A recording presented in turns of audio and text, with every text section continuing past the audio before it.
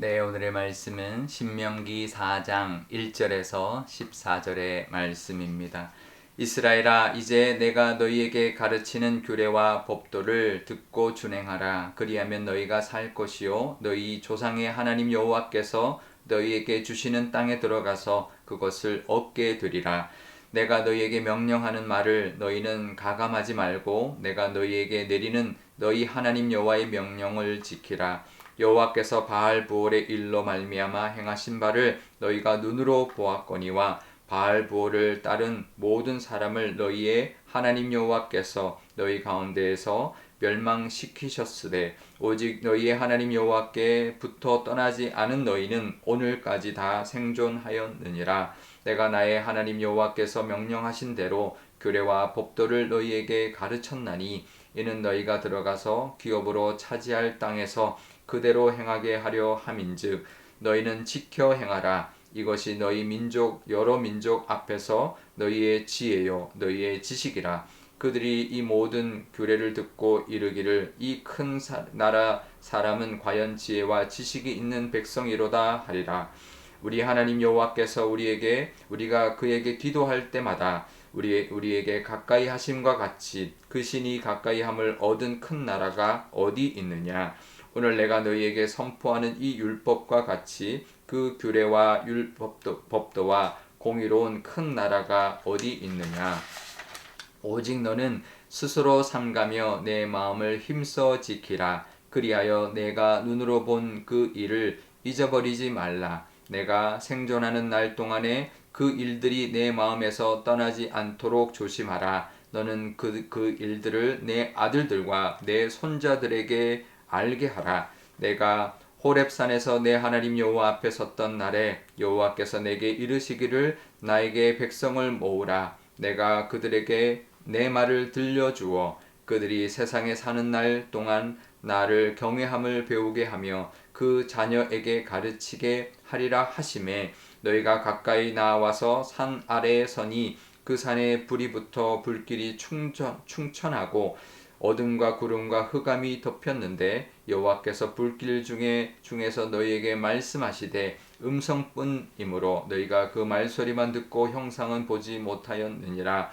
여호와께서 그의 언약을 너희에게 반포하시고 너희에게 지키라 명령하셨으니 곧 십계명이며 두 돌판에 친히 쓰신 것이라. 그때 여호와께서 내게 명령하사 너희에게 규례와 법도를 교훈하게 하셨나니 이는 너희가 거기로 건너가 받을 땅에서 행하게 하려 하심이니라. 아멘. 네, 잠깐 기도하겠습니다. 아버지 하나님, 오늘도 하나님의 말씀 의지합니다. 이 말씀 붙들고 하나님이 원하시는 삶, 하나님과 동행하는 삶을 사는 날 되게 하여 주옵소서. 감사드리며 예수님의 이름으로 기도드리옵나이다. 아멘. 네. 이제 신명기 4장인데요. 신명기 1장부터 3장까지는 광야에서 있었던 이야기를 이제 일들을 회고하는 주요한 사건을 회고하는 이야기이고요. 4장부터는 이제 하나님의 말씀 또 율법을 가르치는 그런 이제 부분입니다. 1절에 이렇게 말씀합니다. 이스라엘아, 이제 규례와 법도를 지켜라. 이렇게 말을 하는데요. 우리가 성경에 이제 구약에 보면 규례와 법도라는 말이 계속 이렇게 쌍으로 이제 많이 나옵니다. 근데 원어는 규례가 이제 하우킴이라는 단어를 쓰고요. 법도를 하미시 파팀이라는 단어를 쓰는데요. 살짝 다릅니다. 우리나라 말도 다르지만 이제 원어를 보면 정확하게 되는데요. 하우킴은 이제 파다 색이다. 그러니까 이제 십계명 같은 그런 느낌이 좀 오죠. 그러니까 이제 율법이죠, 율법. 그러니까 하나님의 이제 어떤 그 이제 명령, 하나님을 섬기는 어떤 그런 율법을 이제 하우킴이라고 이제 말을 한다고 볼 수가 있고요. 하위시 파팀은 재판하다, 이제 다스리다 이런 말을 이제 이런 뜻입니다. 그러니까 좀 생활에 살아가면서 이제 필요한 법률인 거죠. 뭐 어떻게 재판할 것이고, 이제 어떻게 할 것이고 이런 이제 규례들. 이제 그런 규례들이 이제 필요했던 거죠. 이건 이제 법률, 제도 이렇게 볼 수가 있는 거죠. 그러니까 살아가면서 필요한 어떤 사회적인 어떤 법, 규례라고 볼 수가 있고, 하우킴은 이제 그 신앙적인 그 어떤 법률, 또 신앙적인 율법이라고 볼 수가 있는 거죠. 그러니까 하나님이 말씀하신 신앙적인 법과 생활법, 규례와 법도를 잘 지켜라 이렇게 이제 말씀하고 있는 것입니다. 그런데 1절에 보면 그것이 살 길이다 말씀하고요. 그것이 하나님이 예비하신 땅에 들어가는 길이다. 그것이 또 그것을 얻는 길이다. 이렇게 말씀하고 있고요. 6절에 보면 또 지혜와 지식이 있는 백성이 되는 길이다. 지혜와 지식이 있는 백성. 그 하나님의 말씀을 따라 살아가는 것이 지혜 있는 삶이고 지식이 있는 삶이다라는 것이죠. 그리고 7절에는 공의로운 큰 나라가 되는 길이다라고 말씀합니다. 그렇죠. 좀 공의가 있는, 정의가 있는, 공평하고 또 세상 사람들이 누가 봐도 이 나라는 참 정말 이제 그런 이제 공의로운 나라다. 정말 평화롭고 정말 그런 모든 것들이 투명하게 판결 내려지는 그런 정말 정말 그 평화와 또 그 진리와 또 그런 공의가 잘 또 실현되는 나라다. 이제 그런 큰 나라다라고 평가받는 길이 바로 하나님이 주신 그 규례와 법도를 따라 살아가는 길이다라는 것이죠. 그러니까 우리가 이제 이스라엘 백성들에게는 십계명과 여러 레위기에 있는 규례들을 잘 지키고 사는 것이 그 땅을 그 기업을 차지하고 또 하나님의 뜻대로 또 그 잘 큰 나라를 이루며 살아가는 길이다라고 말씀하고 있는데요. 그러니까 다른 말로 하면 이 율법, 하나님 주신 율법은 구원받기 위한 것이 아니라 구원받은 자, 택함받은 자들이 살아가는 방법이라는 것이죠.